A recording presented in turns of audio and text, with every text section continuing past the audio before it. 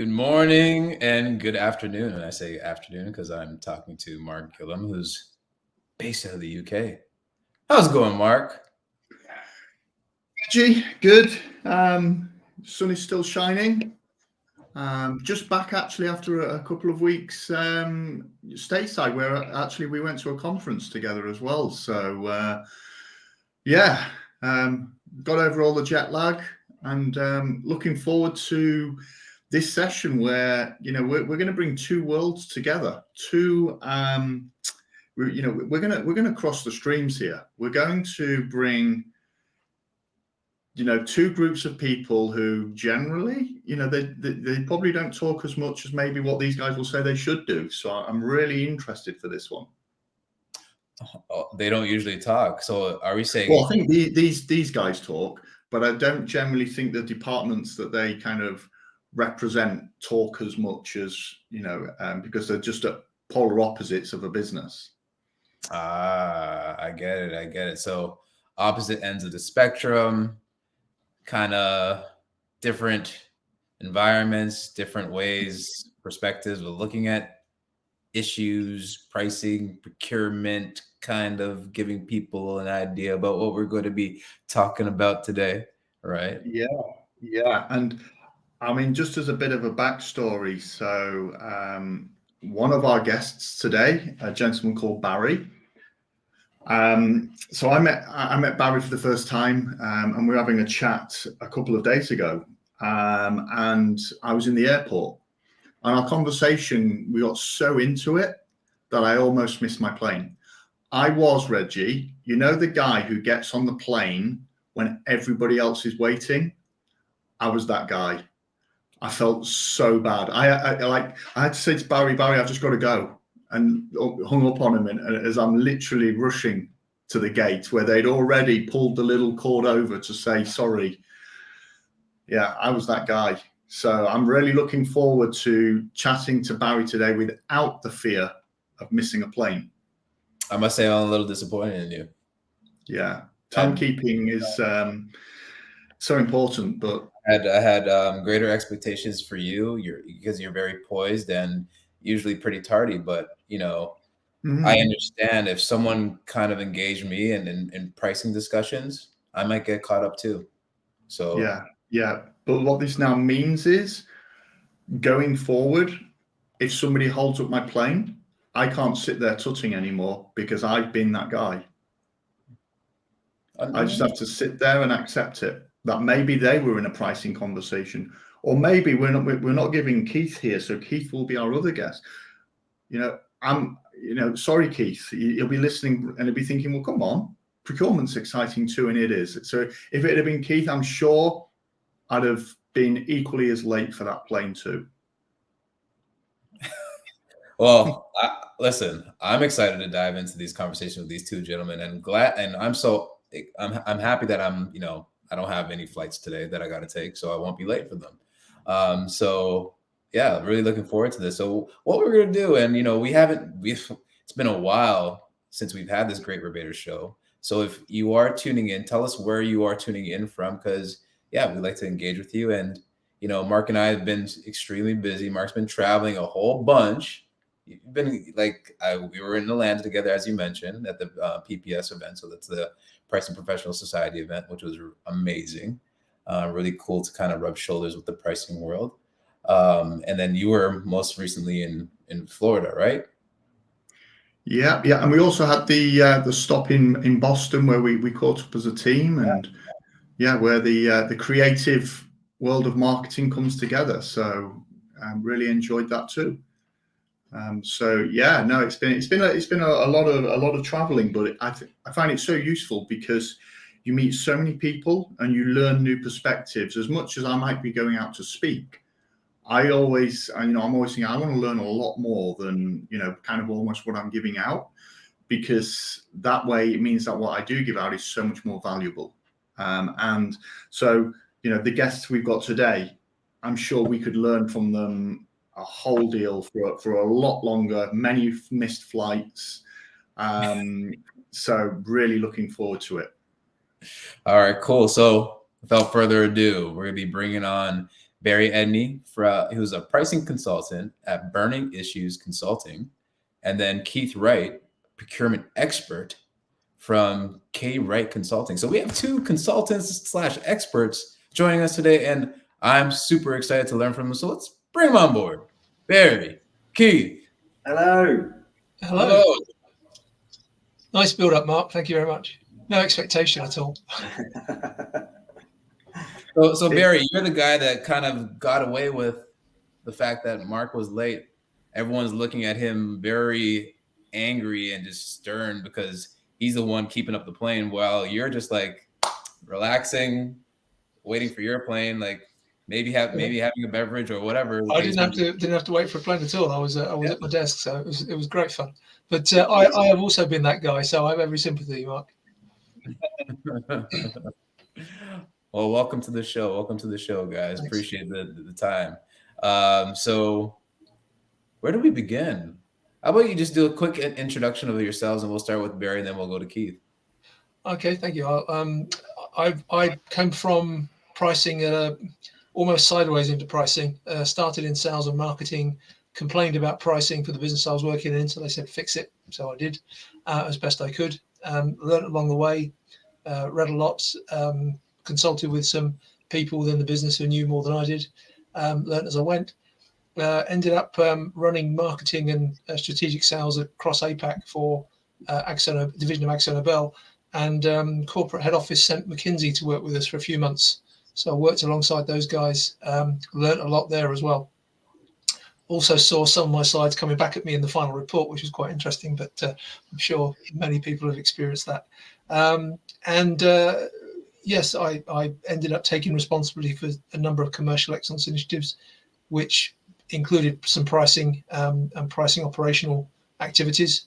And when I left that company, I started my own consultancy in commercial excellence. Over time, we got drawn more and more into pricing and the application of pricing and trying to make pricing effective. And so now I just focus on the pricing part of it. So, I guess I tend to look at it from the practical commercial excellence side rather than the academic, theoretical, how do you influence pricing and that sort of thing. So I do talk about it's not just the numbers on the invoice, it's how do you deliver more of that to the margin line. Love that. People need that practical application. Obviously theory is great, but it's the how-to, right? And Absolutely. How to optimize your pricing strategy. Obviously, you don't want to leave too much money on the table. You want to maximize profitability. So love it. Keith, you're up. Hey, how you doing? So I've been in the building industry for about 30 years. So I kind of stumbled into it really and didn't know what procurement was. I think it was buy-in when I started in the mid 90s, so a long time ago. And so now I run a procurement consultancy business. That's my business that I've done for 2.5 years. So typically working still in the building industry. As actually when I met Barry. And then I've been a customer of Enable for many years. So part of my backstory, 2 PLCs. I think there might be small customers of Enable, Wolseley and Travis Perkins. You might have heard of them. So I had various senior leadership roles in those businesses, but got a little bit tired out of PLC world back in 2021. So decided to do something a little bit different, which was paddle my own canoe, so to speak. So, as I said, been operating as a consultant, but for a bit of time. Have actually missed some flights, Mark. Not because I was talking to Barry, just because I was a bit rubbish with traffic management.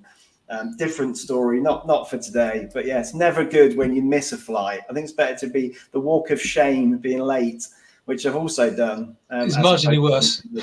Yeah. But great to be here. Great to have a conversation. It's interesting what Mark said at the start. So Barry and I do talk, but I having worked with rebates in the commercial world like forever, it was always a thing you never told anyone that's involved in sales or pricing. Now, for goodness sake, don't tell them what you really pay for stuff.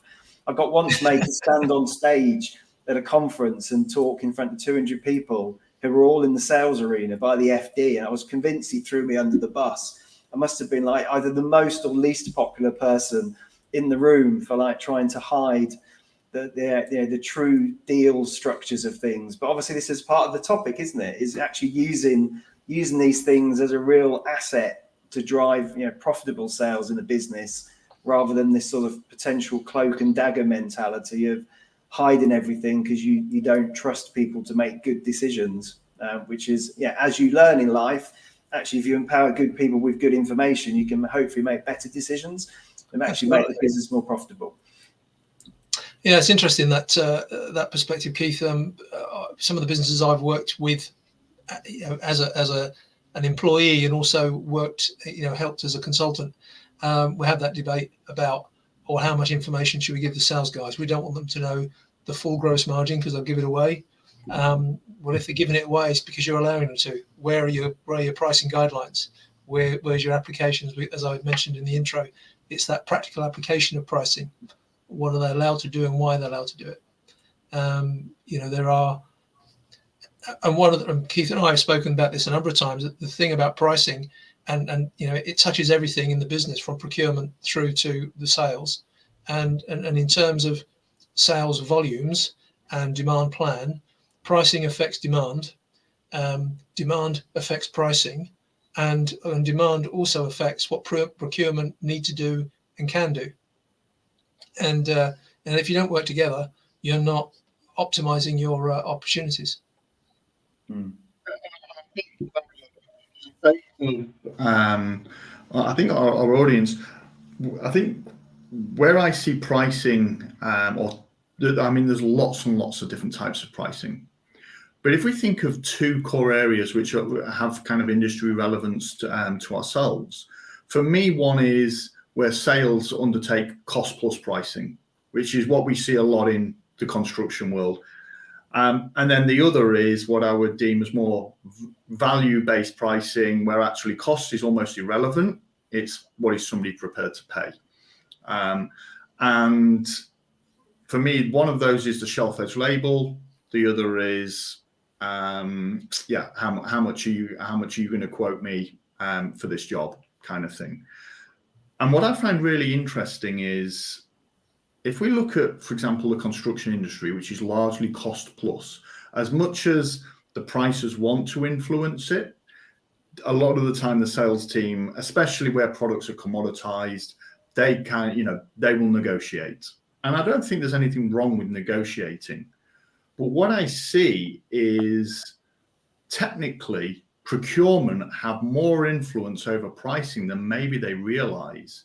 Because if it's cost plus and they control cost, in theory, they control price. Yeah, well, my question would always be, what's the plus? How do you define what the plus is? So the cost is the cost. If you're taking a cost plus strategy, you have to make a decision on what your plus is going to be. And that's driven by your own operating costs and all those things. But then it also driven by the willingness to pay. And even with commoditized products, think of a construction site and they want timber for roof or ready-made roof trusses. Supplier B might be slightly more expensive, but he can deliver tomorrow. And supplier A a bit cheaper, but he can't deliver till Monday of next week. What's more important for the schedule? Where's the penalties? All of those things. So there is a value even in those cost plus scenarios. Yeah, absolutely. And I'm talking the construction industry, and Keith, you'll be as well very familiar with this. That value of that service should not be underestimated, because a late delivery, the wrong delivery, it can hold up a whole site and cost a whole lot more than the product, which I'm sure you've had experience of. Yeah. Save 10p on your blocks, but they didn't turn up on the morning you needed them to. So your guys are stood on site drinking coffee. Being paid it's interesting. I did a survey recently on TikTok, of all things, and actually I think it was 64% of the trade people that took the poll said service trumped price. So yes, price is always important in terms of being in the ballpark, but actually, that delivery and that availability when the trade needs it is so critical that actually you you can, what was it like the analogy? I've got the cheapest bread in the supermarket, but I haven't got any. Yeah, well, that's great. My bread's always that price when I haven't got any either. Yeah. You know, that's the response. But the value, your point about the value or the willingness to pay is also important as well. Now I work mostly in B2B, so really willingness to pay is based around, can the sales force or the lead generation or volume generation, whatever term they have, can they prove value, and can they satisfy the client's requirement for value? In that, does the client see the value in the price that they're being charged? So if you can't explain your value well and communicate it well, then the customer's willingness to pay will go down because they don't perceive the value. And in terms of service is a key part of it. So I help businesses develop or define their value proposition. And I always try and do it as a cross-functional activity. So even finance, because terms are part of the value, customer service is part of the value. The admin, the procedures. If a company buying from a supplier sees that particular supplier is hard to do business with, even if the price is a little bit cheaper, they'll still be reluctant to go there. So value is more than just the benefit of the product; it's all the things around it as well. And so, deliveries and supply chain are another key part. So if the service is better from supplier A, even if the price is a little bit more expensive, you'll probably get that business too. Yeah, and I think if you went to a lot of distributors and said, "What do you sell?" they would tell you, they would list out the products. They wouldn't talk about the service they provide. That's true. But even though they don't charge for it, that it's part of the value, and in effect it flows into the value of the goods then, because the goods get adjusted based on the service that you're providing for free. So I think it's so important that is. I'll just jump in there, Mark, and say you're not providing them for free. You're providing them for an all-inclusive price. Yes. Yeah. Just subtle difference.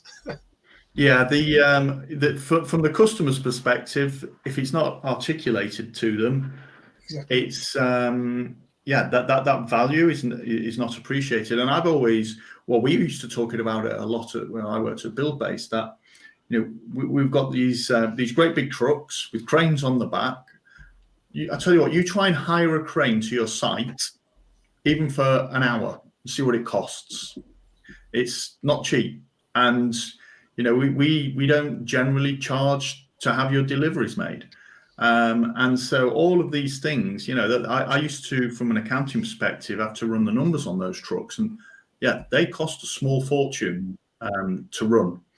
And for your sales team to be able to articulate correctly the value proposition that you're offering, I think it is so important, because the conversations, as much as we say it should be more than just price, unfortunately they inevitably land there. Any sales course I ever went on said, whatever you do, don't talk about price, because if you do, you can almost kiss your margin goodbye. But being able to actually talk about more than just price, I think it is important. And if you don't want to talk about price, well, you've got to have something else to talk about. And so actually being able to talk about the value, being able to talk about the product, I think that that's really useful. So one thing I did notice from that both of you said was, you didn't intend, or you didn't wake up one morning and go to school and think, hey, I want to work in procurement, or I want to work in pricing.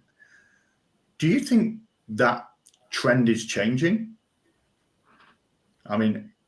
Do you think that people now wake up and they think, hey, pricing as an example is a career now, or procurement is a career?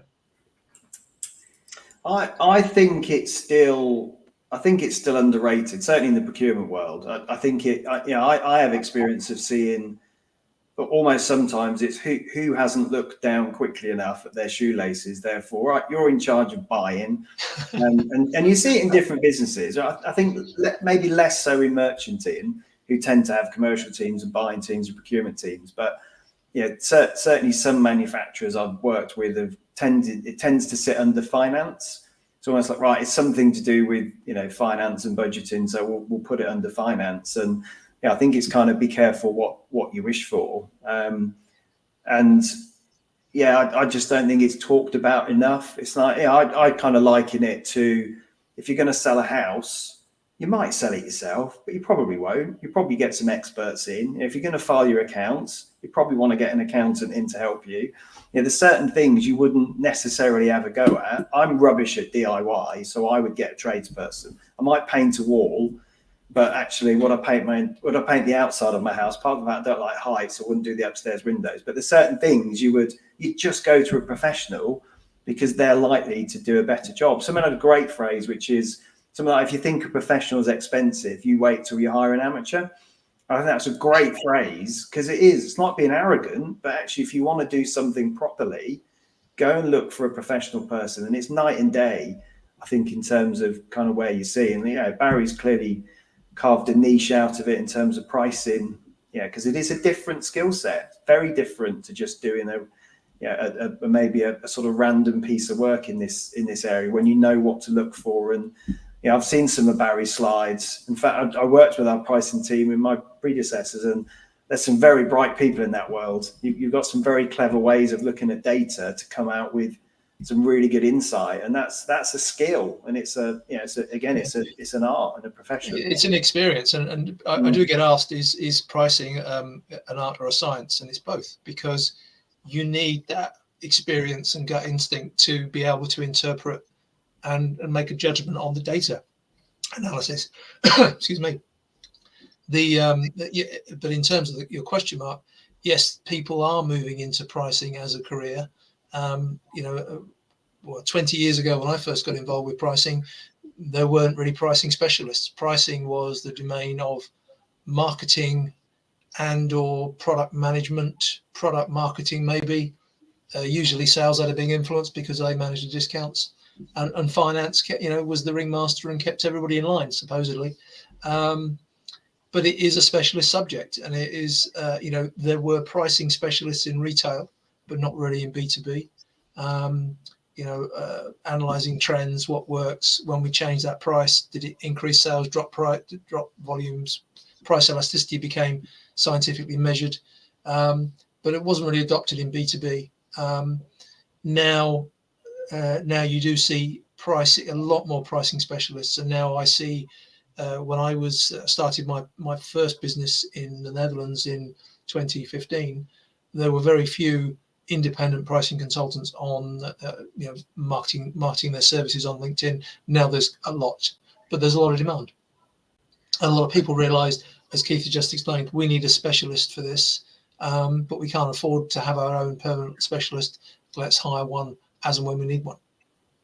And I think the theme here in both sides, which is, when you're procuring now, it's less about, there's obviously cost is the, how much you're going to pay for the goods, but there is that other important piece, the value, the service. Understanding when you're procuring, it's more than just a price. Actually, is this going to facilitate what we need as a business to fulfill our client requirements? And then exactly the same on pricing. It's not just saying, hey, we should sell this product for £10 or $10. Maybe that was the case 20 years ago. It's more about how are we quantifying the value, understanding the willingness to pay. But again, it's the value piece that you mentioned in the consulting world. It's helping businesses understand and be able to quantify and articulate that value. So value kind of goes to it all. And I'm glad you mentioned a saying, Keith, because one of my favorites, and this is coming from an accountant, but one of my favorites was when you hear about what I would class as traditional accountants, was that we know the cost of everything and the value of nothing. And I think, that mindset was true. But, being progressive, I think a lot of these functions are now actually saying, well, actually, you could almost argue we should know the value of everything and not have to worry about the cost. It's interesting how things are turning. And Reggie, so I took Reggie to a pricing conference, believe it or not, Barry, in Atlanta. Oh yeah, PPS, yeah. PPS.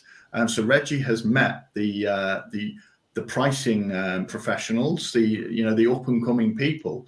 Yeah. And yeah, they're taking it very seriously now as a profession. I mean, how did you find it, Reggie? Because I know you were kind of going in a little bit reluctant.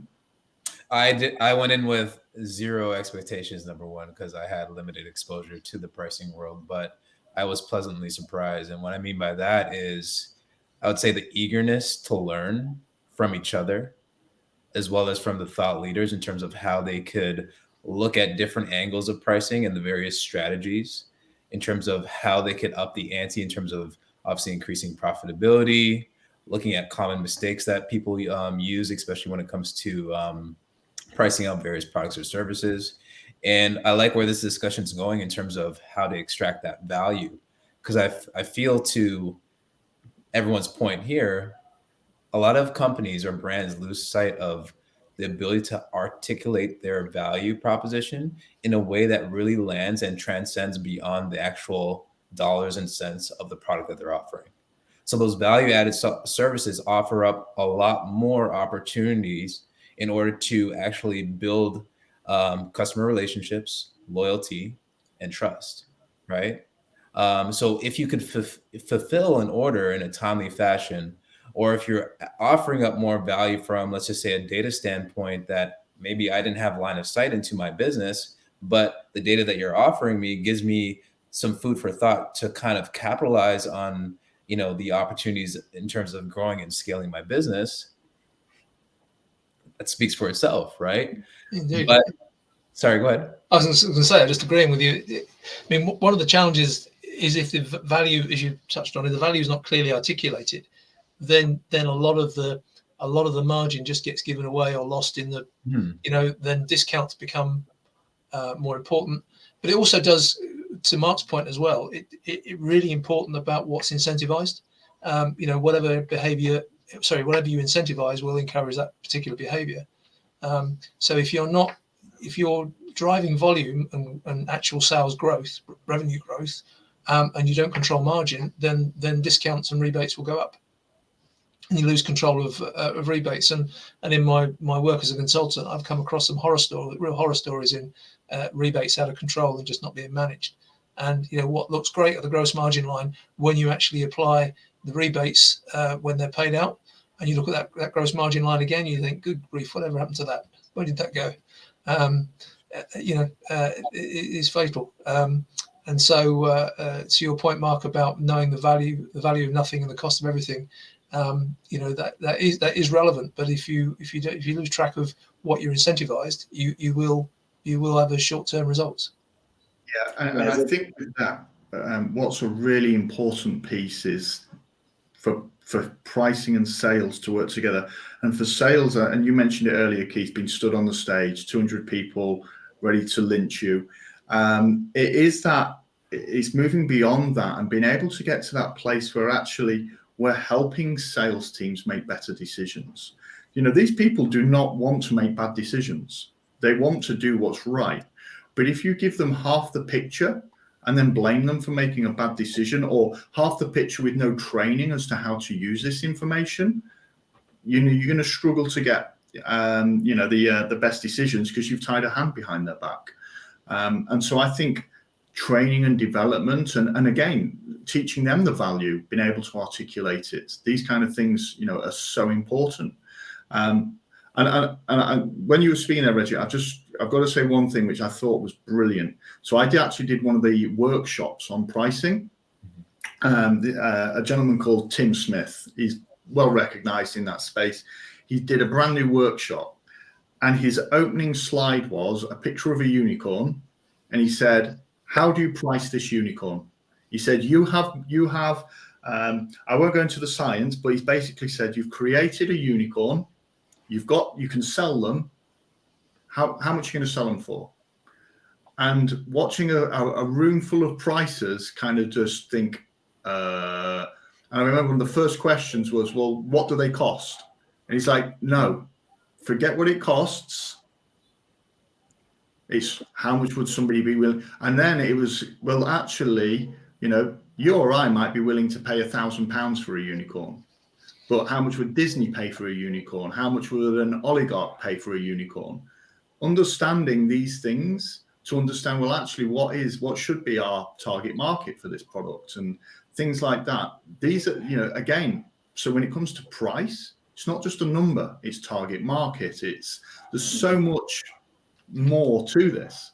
And you have to make choices as well. Do you want to sell a high volume at a low margin, or do you want to sell, you know, a moderate number, a good number, a manageable number within your capacity at a high margin or a higher margin? You know, one of the things that I find often is that there's no real clearly defined pricing strategy. If there is no pricing strategy, how can the pricing team know what to deliver? A bit like procurement. If there's no procurement strategy, then what do you do? And I was just going to say, if you flip that scenario completely on its head, you know, and you say to Keith, well, Keith, what do you know, in a procurement conference or training, what would you pay for a unicorn? You know, and it's great because it's obviously nothing that's ever happened before, but it makes you start to think, well, you're not going to start to think about, from a procurement perspective, net cost or what's it going to cost me. You're going to start to think about, well, what can we actually do with it? How much money is it going to make us? Those kind of things. So again, you're into that value space. So Keith, we talked a bit about pricing. Procurement, I'm hearing a new term. So one of our partners, Dataflux, has started talking about being the customer of choice, which has really become prevalent, you know, I think through COVID, when people thought they were a manufacturer's best friend, and then it turned out when things went allocation, maybe you were not as favorable. How important is kind of an aspect like that from your perspective? I think it to a certain degree, it depends on the range. So it's interesting looking at some of the comments that have come in, because I think there's an element of, certainly in the building industry, that you've got the merchant and the trade relationship's really important, but so too is the merchant and the supplier or the manufacturer, because ultimately people buy from people, and if you rely too heavily on a contract, it just becomes quite transactional. I think you have to have some protection. I think what COVID probably taught a lot of businesses that actually, if you don't forecast well, if you don't have clear commitments and open dialogue about the type of things you want to achieve, then actually you're just in the queue with everybody else. And then it's a question of, I'm going to get what I can get, because, you know, clearly in a constrained market, it gets flipped then to the supplier, and it's a question of, well, you know, I have a choice now who I want to supply. I think interesting with the market being, let's say, somewhat more volatile right now, certainly in the UK in terms of building products, that there's a bit more choice around, and that's for the merchant. So I think you've got to come back to the product. Yeah, if it's a commodity, then actually you're going to trade that, because you need to trade it, and it's going to be quite volatile in terms of the pricing. So your relationship perhaps is a bit more transactional. But what I would talk about supplier relationship management in that true value creation, it's not just what's the price I pay for cement, it's what's my OTIF, what's my load flexibility, what's your data like, because we want to trade, you know, digitally with customers. You know, how do we sell together and market together and do joint campaigns on brand awareness? You know, how do we share supply chain expertise? Or, you know, you go into other areas where you can really collaborate with your supply base, which takes it, of course, you need a basic requirement to buy stuff that's in your contract and in your terms and conditions. But I think that customer choice bit really comes out. And if you want to, in my view, if you want a stickier, more strategic, long-term relationship, those are the things you have to be really focused on. Is much broader than just arm wrestling over, you know, the price of something once a year. It's that real deep-rooted relationship, which you can't have with everybody, right? You've got to make choices about where those more truer partnership type relationships are. But then those are the ones that can really make a significant impact to you. The other bit, just going back to one of your comments you made earlier, actually, which is where the cost bit's interesting. So this is a true, I won't say who, but a true story. So I worked with two clients recently, and these were owners of businesses that actually admitted not knowing the price they paid for certain products because the deal was so complex. and you're just going, really? This is, I remember doing a piece of work, it's probably 10 years ago now, where my job was to basically tell the commercial team what sort of deals they could or couldn't do. And we used enablers. Like if it can fit deal track, you can have it. And I know there's a danger, you create all sorts of ways, because buyers are clever people, right? They'll devise all sorts of ways to extract money from a supplier. But the point is, does it make sense? Is it simple? Can you understand it? And can you actually work out, to one of Barry's points, what you're really making on something? And if you've got an owner of a business that doesn't know what they're paying, and potentially you've got such complex deals that don't even fit, your kind of system, you think, have I lost the point here? I'm been too clever. So I think keeping it simple and being clear and transparent doesn't mean to say you need to tell everybody, but at least somebody knows, if it's finance that ultimately are the guardians of margin, just be sensible and a bit more pragmatic to make sure that, it's working in a very effective way and actually doing the right thing for your business, which is hopefully driving profitable growth and market share rather than, tying yourself up in knots. Yeah. It's interesting you say that, Keith. I mean, one of the stories or experiences I touched on with Mark when we spoke last week was, or earlier the week, was deals that just people don't know what the true cost is. A multi-layered rebate deal that was completely lost track of, and one person in one business. This is a major corporation, global business, and in one person in one function didn't know what the other people were giving away. And when we dug into it, we found that there was. In fact, I was writing out earlier on, so I had the notes. 1, 2, 3, 4 layers of rebate that none of them knew about. So done deal. I saw it at Grafton and I think the thing I've always said is you have a complicated deal if both sides can manage it and understand it. So whatever you're going to offer or receive, both sides need to be able to understand it, because ultimately, if you're not in that, especially the buyer, I mean, that's obviously the most important side. You'd want to know that the seller understands what they're giving away. But to your point, Keith, I've seen firsthand, because I was in your boat where I knew the net price of things, and I would every now and then I get a call, and I was never worried about the ones where they were a bit close to the line, and you're like, you probably need to go and speak to your regional director here. You might even need to be going and getting support or something like that. The ones that concerned me were the ones where they're saying, could I sell at this? And you're thinking, you'd be making 45%. Of course you can, because they've got to that point where they just don't know where they're at. And you take something like underground drainage, that price spectrum for exactly the same product is pretty vast.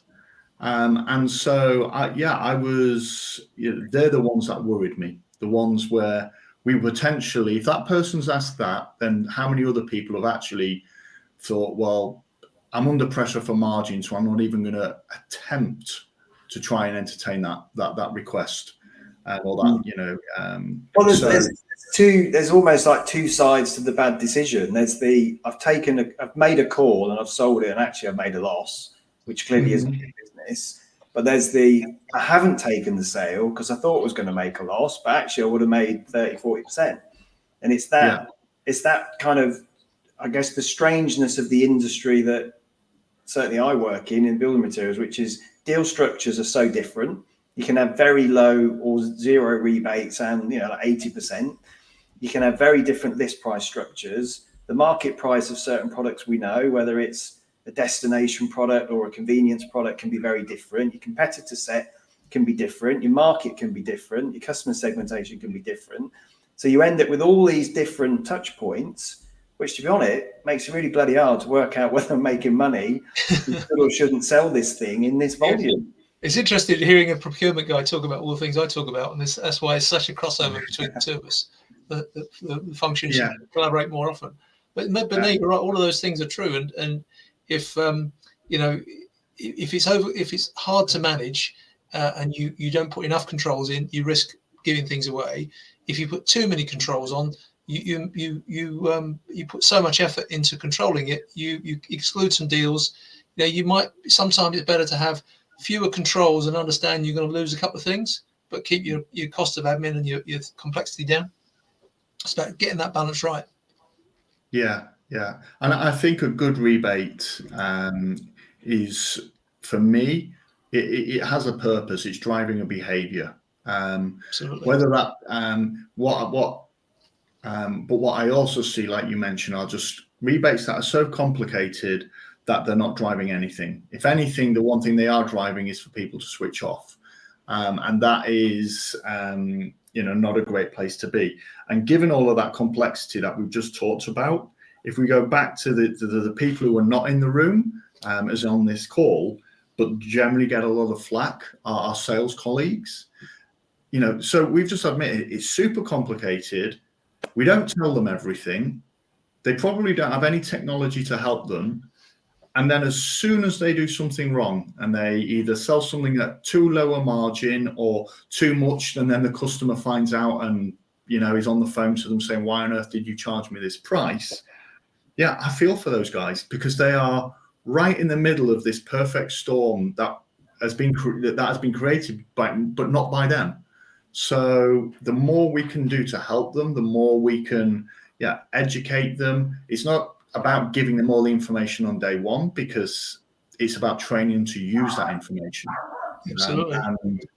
One of the challenges usually, if one of my clients is complaining that the sales guys are giving too much discount, I usually ask, well, are you giving them all the right tools so they can prove the value?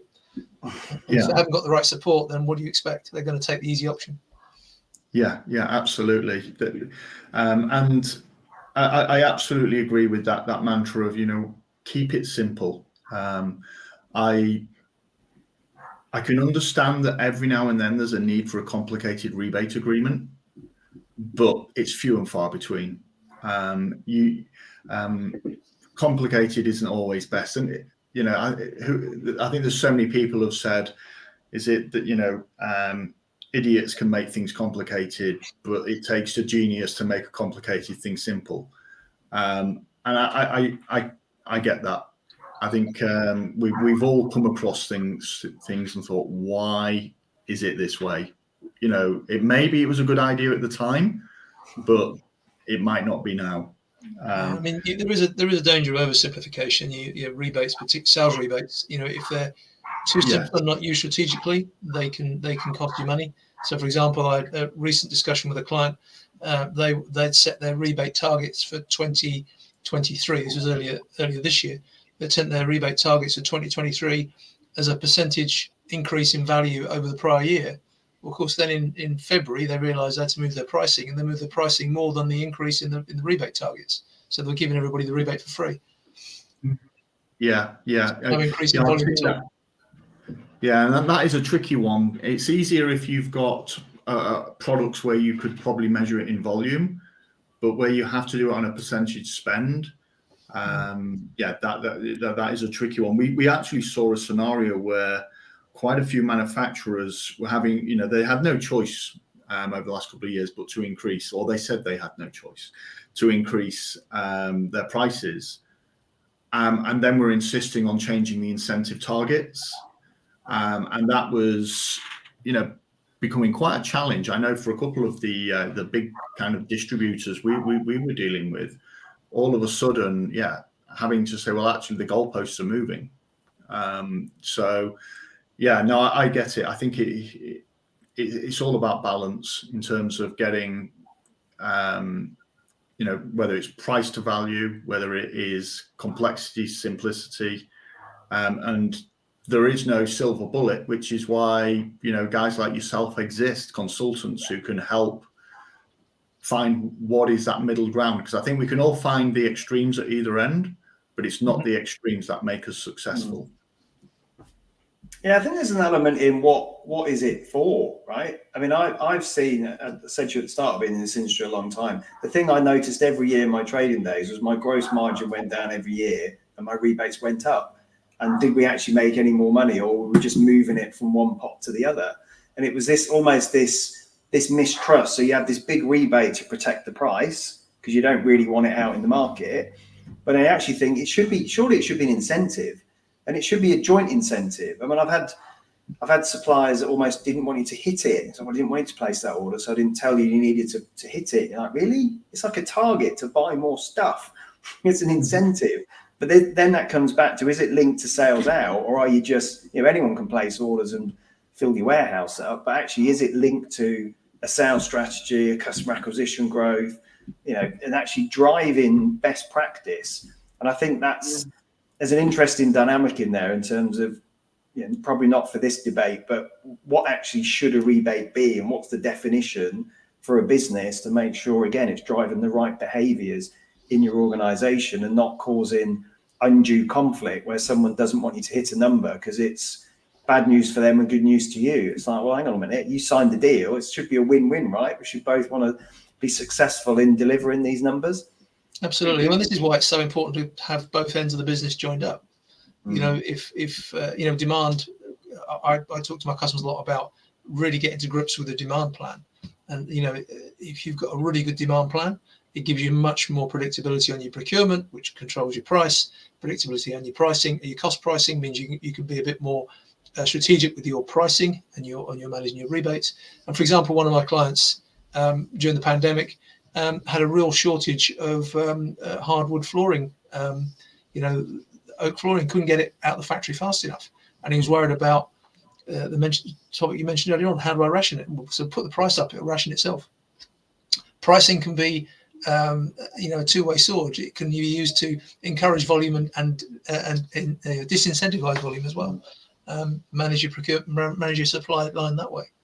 I was just someone that wanted us to promote rock salt when it snowed. You go, really? Give it away for half price when everyone needs it. Yeah, exactly. Timing's everything. Yeah. I think that's perfectly like what we saw in the press with Reggie, we've got a pub chain or Wetherspoons, and they're creating demand-based pricing.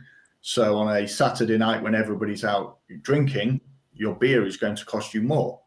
And I think the idea behind that is they understand their capacity. Their bar is full on a Saturday night and they're turning people away.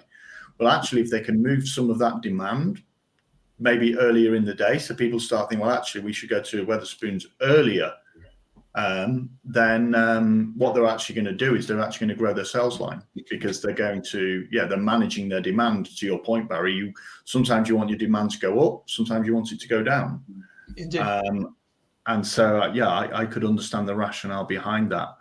It hasn't gone down well, though, has it? In the press.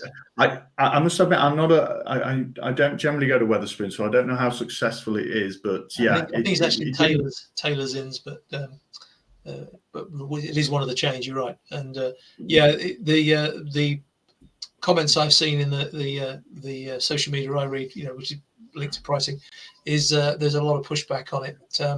It's not a taxi service. It's not flight booking. Why they're doing it? But as you say, they're trying to push demand into areas where they've got more capacity, so that they don't lose so many customers.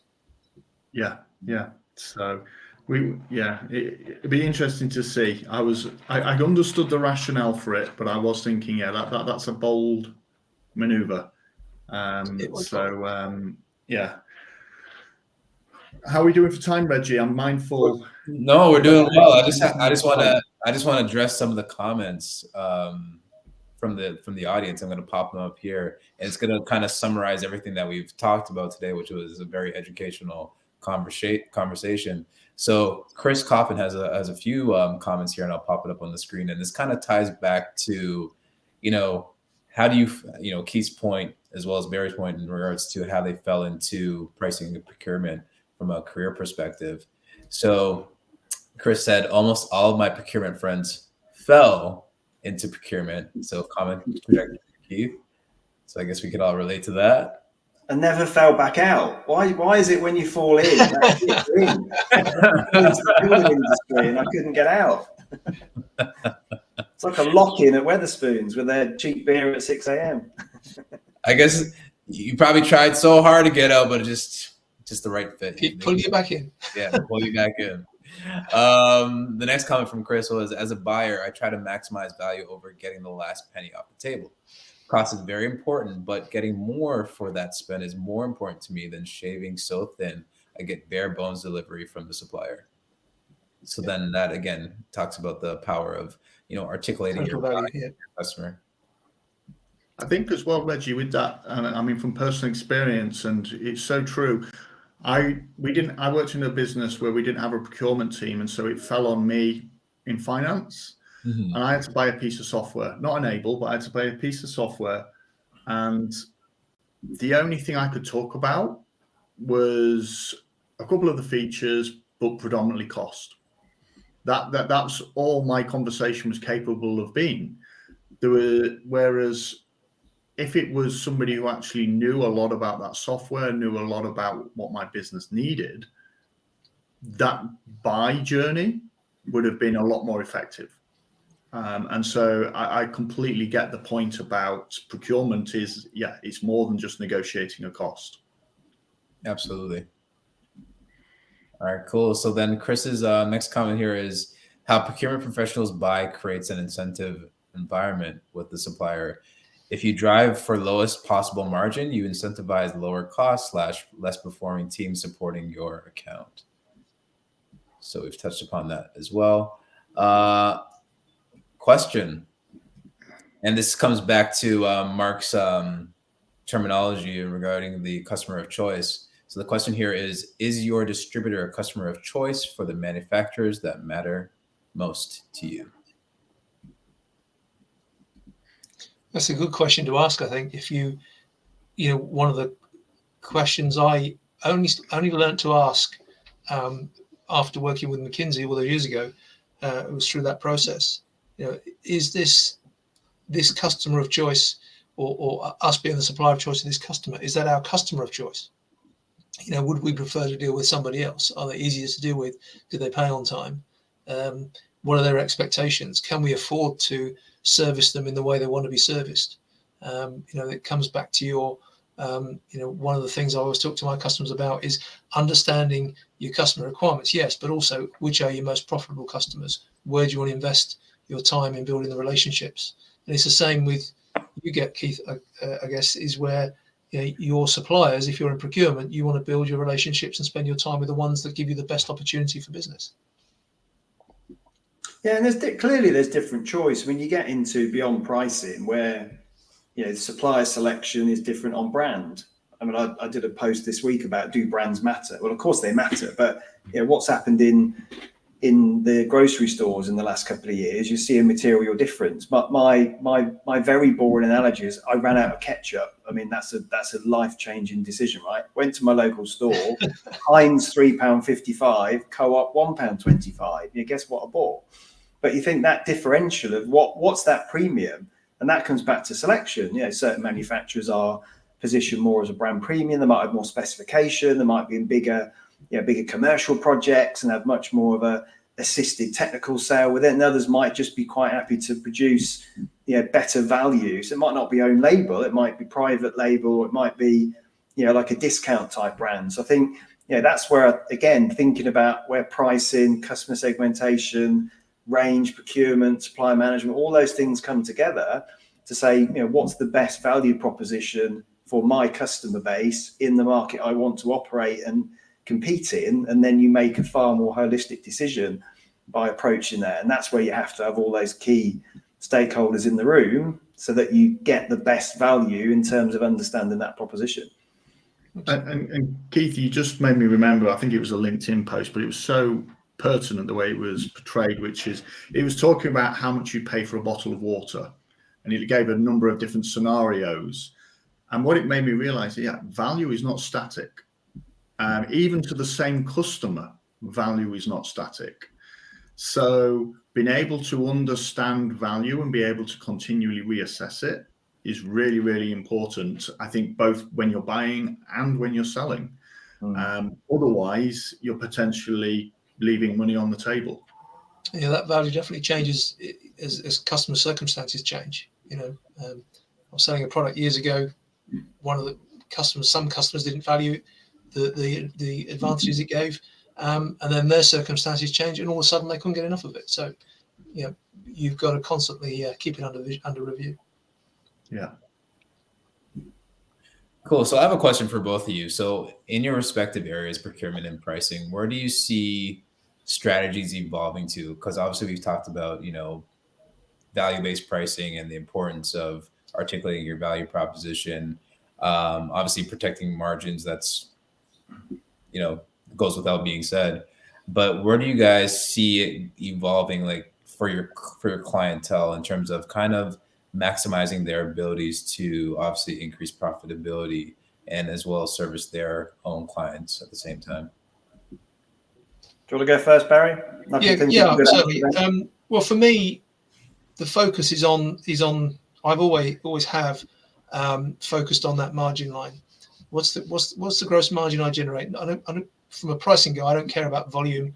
Okay, manufacturing cares about volume because that means plant utilization, and that's important up to a point. But what's the margin generation? And the last few years, it's been pretty easy. You can put your prices up 2 or 3% every year. Quite easy. Not too much pushback from the market, and it's relatively okay. Can't do that anymore. The prices rises in the last year and a half, 2 years have been so steep.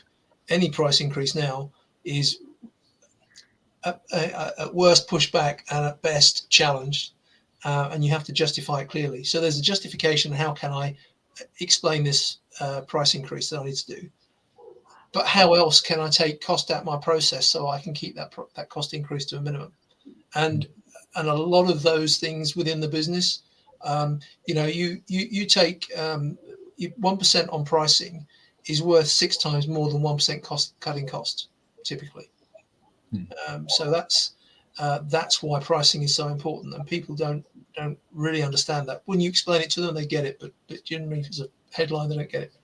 And so where most of the opportunity is in that all those activities between the list price and the net price, and all those, there's no end of margin leaks in the middle, and that's where the opportunity is for most B2B organizations, whether that be admin, discount behaviors, rebates, returns policies, cost to serve management, selective, prioritizing of customers, managing the tally of your inventory, and getting that under control. There's most B2B organizations have got millions of pounds of inventory that are just not going to move because it's the wrong products, too much of the wrong stuff, not enough of the right stuff. So in terms of the focus, that's where it's going to be. How can I keep my cost increases to a minimum and get more of that invoice number to the margin line? Okay. Yeah, I think there's a very near-term challenge, particularly in the industry, given the state of the market, which I think is just keeping the lights on. I think being nimble, being agile, making sure supply chains are robust, remaining competitive, and that's probably likely going to be with us the next 12, 18 months. I think the big thing I haven't seen it, and it disappoints me in a way that businesses aren't stepping into this as fast as I think, and that's the whole ESG space. I'm yet to really see any significant difference in behaviors as a result of either the carbon footprint or the sustainability of the supply chain. I think it's still very much, we talk about value, not just price. I think we're seeing value in it, but I'm not yet really seeing somebody go, do you know what? I'm invested in this supply chain because I see it better for the planet. It's more diverse. Their ESG policy is far better. And I think that's got to change. I think, if we're serious about looking after our people, our planet, the environment, I think that has to have a bigger weighting, I think, in the evaluation of the supply chain. And that, to me, starts to breed opportunities in digital, in data, obviously the wider decarbonisation piece. And I think, therefore, some of the choices we need to make, potentially once we get through the difficulty of inflation and volume challenges of the next 12 to 18 months, I'd like to think that's going to accelerate quite significantly in the next 3 to 5 years. I think it has to if we're going to be serious about making a positive impact in those areas. Yeah, it's fascinating because a lot of companies talk about ESG, but are they really, executing a program that supports that? So, Cool. No, this is a very fruitful and educational conversation. Bringing two worlds together in unity, harmony. Love it. Love it. So Barry and Keith, listen, we want to thank you from the bottom of our hearts to allow us to indulge in conversation here. And Chris Coffin, appreciate the comments and questions, and anybody else that tuned in today. I hope you found it just as valuable as I did today. So we'll be back soon for another episode of the Great Rebaters. And on behalf of Enable and everybody here, thank you for tuning in. Thanks, Thank you. everyone. Bye-bye.